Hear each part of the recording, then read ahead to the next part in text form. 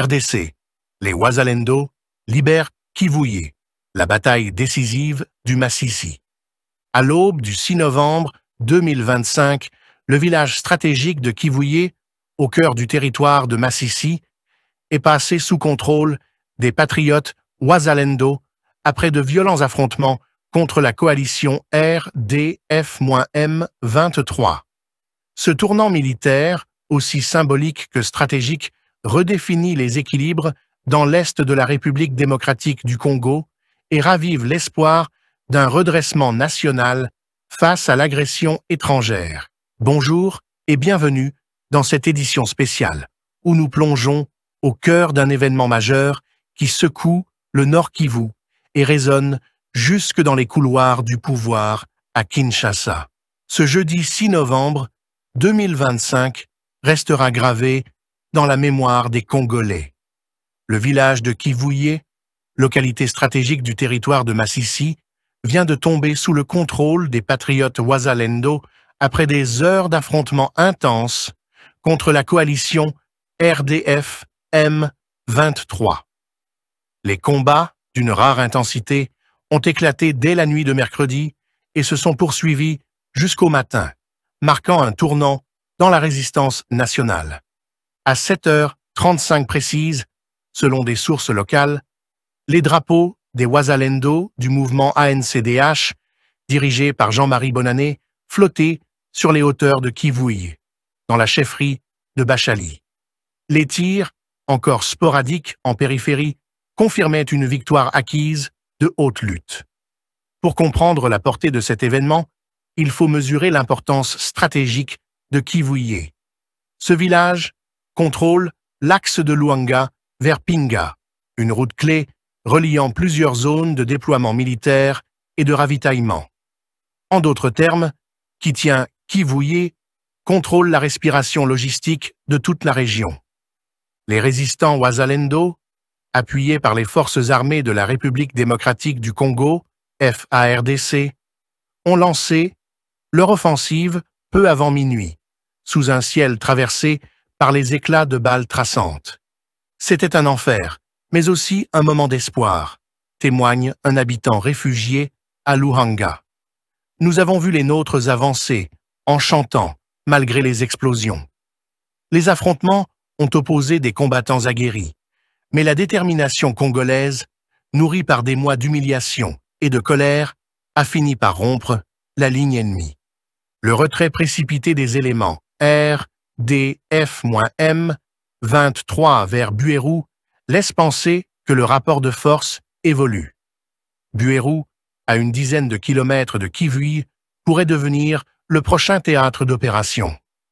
Pour l'heure, les Wazalendo consolident leur position, déminent le terrain et installent un poste de commandement provisoire dans le centre administratif du village. Les chants de victoire, mêlés aux prières, montent des collines, mais l'ombre de la riposte plane toujours. À Katirou, dans la chefferie de Bwito, les violences se poursuivent également. Dans la nuit du mercredi à jeudi, une incursion d'hommes armés non identifiés a coûté la vie à 5 personnes, dont plusieurs éléments présumés du M23. Les tirs ont résonné jusqu'à l'aube, semant la panique parmi les civils. 7 blessés ont été admis dans un centre de santé local. Selon des témoignages recueillis sur place, les assaillants auraient attaqué une base du M23 avant de disparaître dans la forêt. Cet épisode illustre la volatilité extrême du front nord, où chaque village est à la fois champ de bataille et sanctuaire de souffrance. La société civile dénonce une stratégie cynique de la coalition RDF-M23, accusée d'utiliser des jeunes comme boucliers humains lors de ces opérations. C'est une tragédie silencieuse, confie le président de la jeunesse locale sous anonymat. On enrôle des mineurs, on les pousse au front et on parle ensuite de résistance populaire. Ce n'est pas la résistance, c'est le sacrifice forcé d'une génération. Ces accusations, récurrentes depuis des mois, confirment la dérive d'un mouvement qui se prétend rebelle, mais agit comme un instrument d'influence étrangère. Sur la route de Munanzale, les combats continuent. Les Wazalendo, eux, avancent avec prudence, conscients que chaque victoire tactique doit être consolidée par une présence humaine et communautaire. À Kivuye, dès la reprise du village, ils ont aidé à évacuer les blessés et sécuriser les points d'eau. Un signe que leur objectif dépasse la simple reconquête militaire. Il s'agit de restaurer la vie. Pendant ce temps, dans le haut plateau de Minembwe, les échos de la guerre résonnent à nouveau. Pour le 3e jour consécutif, les Wazalendo du FDDC, dirigés par le général Kakobanya Nakalambe, Justine, affrontent une coalition de groupes armés affiliés à la RDF et au M23. Ces affrontements, concentrés dans le secteur du Tombé et de Minga, témoignent d'une intensification du front sud. Les positions loyalistes, soutenues par la population locale, tiennent bon malgré la pression. Ils viennent avec des drones et des armes lourdes, mais nos hommes ne reculent pas, rapporte un officier sur le terrain. La topographie du haut plateau, accidentée et boisée, complique les offensives. Les combats se déroulent souvent à flanc de montagne, dans des conditions extrêmes. Les habitants, pour la plupart des éleveurs, vivent retranchés dans les grottes ou fuyant de village en village. Le conflit, pourtant localisé sur la carte, engloutit des vies entières et bouleverse les équilibres communautaires. Ce que nous observons aujourd'hui, chers auditeurs d'Africa Flashes, c'est une guerre qui ne dit pas son nom, une guerre de survie nationale.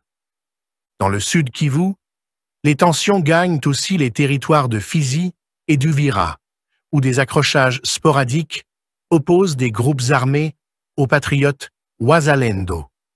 À Bilalombwe, hier encore, des tirs ont éclaté au lever du jour, rappelant que la ligne de front s'étire désormais sur des centaines de kilomètres.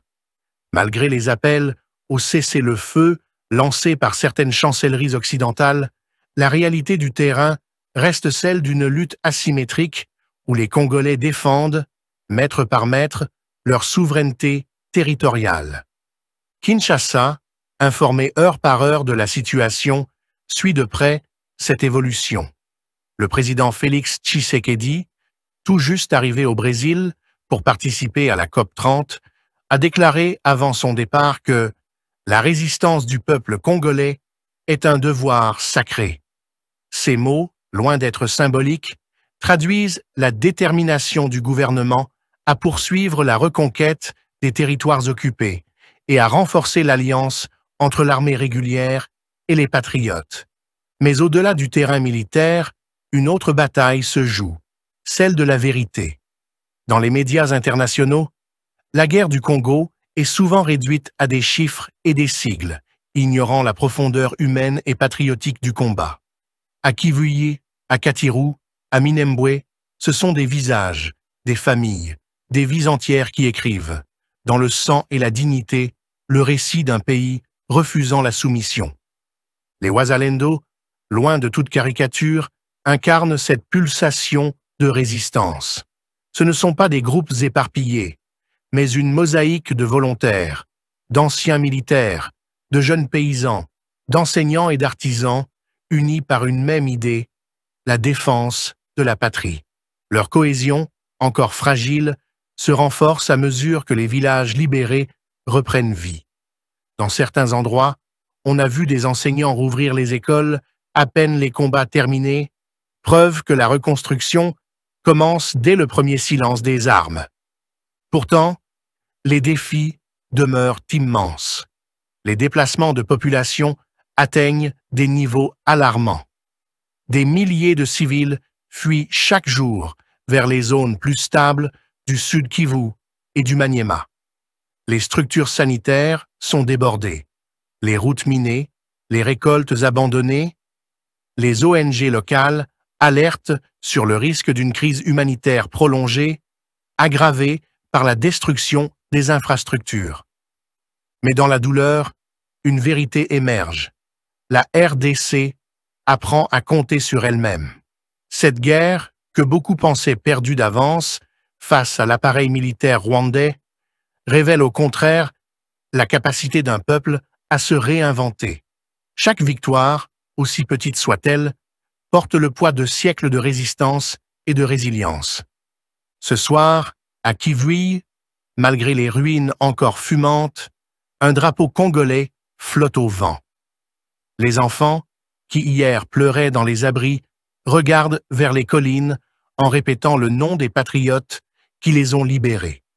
Dans le tumulte de la guerre, un sentiment d'unité renaît, celui d'une nation qui refuse de mourir debout.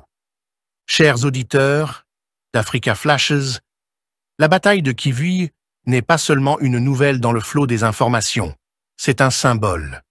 Le symbole d'un Congo qui se relève, d'un peuple qui choisit la dignité plutôt que la peur, d'une terre qui refuse d'être vendue ou envahie. Et tant que des hommes et des femmes comme ces Wazalendo tiendront la ligne, la République démocratique du Congo continuera à écrire avec courage et foi son histoire de liberté. Restez connectés sur Africa Flashes pour suivre l'évolution de la situation sur tous les fronts du Nord et du Sud Kivu. Ici, la voix de la vérité continue de battre, au rythme de ceux qui se lèvent pour défendre leur patrie. La pluie diluvienne qui s'est abattue dernièrement à Kinshasa a occasionné des inondations des grandes artères de la ville et a endommagé les travaux de voirie en pleine réhabilitation. Pour se rendre compte des dégâts, le ministre des Infrastructures et Travaux publics, John Banzalunda, accompagné du ministre Eliezer Tambwe et du ministre provincial des Infrastructures Mulumba, s'est rendu au boulevard Triomphal et les environs où les eaux de ruissellement ont endommagé les travaux de désengorgement et de construction de nouveaux ponts sur ces sites. Le constat fait par les ministres est que les constructions anarchiques sont à la base des bouchages des caniveaux et des collecteurs. Ils comptent prendre des mesures idoines pour la démolition de ces constructions anarchiques. Kinshasa est notre capitale. C'est une des 26 provinces. Et donc Kinshasa doit être traitée comme toutes les autres provinces. Nous sommes en état d'urgence dans les domaines des infrastructures. La première chose, c'est de remettre ce qui existait, rendre opérationnel. La deuxième chose, c'est continuer le programme de construction des nouvelles infrastructures lancé par le président de la République depuis 6 ans. Mais nous avons un problème de conduite d'eau causé par des constructions anarchiques. Au-delà des constructions anarchiques, nous avons des constructions sauvages. Et comme les gens se sont comportés de manière sauvage, nous allons démolir. Cette descente marque le début d'une campagne de tolérance zéro visant à assainir l'environnement urbain et à garantir l'efficacité des nouvelles infrastructures financées par l'État congolais. Et cette nouvelle, contrairement à ce qui se raconte sur les réseaux sociaux relative à la spoliation de la parcelle 6 numéro 2, avenue Mandarinier à la Gombe, le ministère de l'Urbanisme et Habitat tient à rappeler que la dite parcelle fait partie du patrimoine immobilier du domaine privé de l'État. L'avenue Kimwenza dans la commune de Kalam n'a plus rien d'une route. Entre l'église Saint-Gabriel et l'avenue Mbolé, en passant par les terrains Kanka, la route est dégradée, les caniveaux bouchés et la circulation est devenue difficile. Face à cette situation, le député national Lambert Sango, Eli de la Funa, est descendu sur les terrains, accompagné d'une équipe de l'Office des voiries et drainage OVD, notamment la brigade d'inspection routière de la direction provinciale de Kinshasa. Il est venu constater les dégâts. Très attentif aux doléances de la population, lui a promis des plaidoyers auprès des autorités compétentes pour le lancement rapide des travaux. Il a aussi chargé les ingénieurs de l'OVD d'élaborer un devis technique en vue de financer les premiers travaux sur fonds propres. Lambert Sango s'est ensuite rendu sur les sites de la passerelle effondrée reliant les quartiers Yulocide et quartier Kimbangu. Accueilli en triomphe par les habitants. Surnommé Double Brassard, il a réaffirmé son engagement à mobiliser les ministres des Infrastructures et Travaux publics pour les réhabilitations complètes de l'avenue Kimwenza. Nous avons vu, nous allons faire rapport à nos autorités, faire le devis y afférents par rapport à la passerelle et à la chaussée. Maintenant, c'est aux autorités de voir comment disposer les moyens pour que nous puissions intervenir. Un geste salué par la population qui espère enfin voir renaître cette voie d'importance capitale pour la commune de Kalamou. On vient de suivre l'état critique de l'avenue Kimwenza et l'effondrement de la passerelle reliant le Yolo Sud à Kimbangu. Le député national Lambert Osango s'est rendu sur le terrain. Bandundu à l'arrêt depuis plus d'un mois. La ville vit un noir de tous les diables. Elle est coupée du réseau électrique à la veille de la 13e conférence des gouverneurs. Cette panne générale qui paralyse habitants et commerces suscite l'inquiétude et la frustration. Ceci interpelle les autorités sur les solutions urgentes pour rétablir l'électricité et sécuriser le quotidien de la population. Depuis Bandundu, Jacques Kababa, notre envoyé spécial. La ville de Bandundu, chef-lieu de la province de Kwilu, traverse une crise énergétique sans précédent depuis plus d'un mois. Une coupure générale d'électricité plonge la population dans l'obscurité, suscitant inquiétude et frustration. Cette panne est due à un dysfonctionnement sur la ligne de transport reliant Kinshasa à Bandundu. L'énergie consommée à Bandundu provient en effet du complexe hydroélectrique d'Inga, situé à près de 1000 km. Un acheminement qui dépend de multiples facteurs souvent perturbés par les aléas climatiques. Cette situation critique a des répercussions immédiates sur la vie quotidienne des habitants. La coupure de courant nous pose problème. Depuis un temps, nous avons des difficultés, surtout par rapport aux clients. Il n'y a pas assez de fréquentation. Nous sommes dans le noir. Ça nous pose un grand problème par rapport pour répondre aux besoins des clients. Et puis il y a plein de déclarations par rapport à ça. La Régie des eaux, société en charge de la distribution d'eau, ne peut plus assurer son service normalement, provoquant ainsi une pénurie d'eau potable dans plusieurs quartiers de la ville. Un véritable cercle vicieux qui affecte les ménages, les commerces et les services publics. Cette crise met en lumière les défis majeurs auxquels fait face les secteurs énergétiques en République démocratique du Congo, particulièrement dans les provinces éloignées des centres de production. Alors que le pays dispose d'un potentiel hydroélectrique immense, son exploitation et sa distribution efficiente restent un défi de taille pour les autorités compétentes. Et tout ce que nous faisons ici, tout ce que nous consommons ici, même nos appareils fonctionnent avec l'électricité. Et s'il n'y a pas d'électricité, c'est que pour nous c'est un manque à gagner. Et on n'a plus de clients. Les clients ne veulent plus venir ici parce que les commerces vont s'habituer sans électricité. Il y a de l'électricité, de l'eau, donc nous sommes en train de peiner.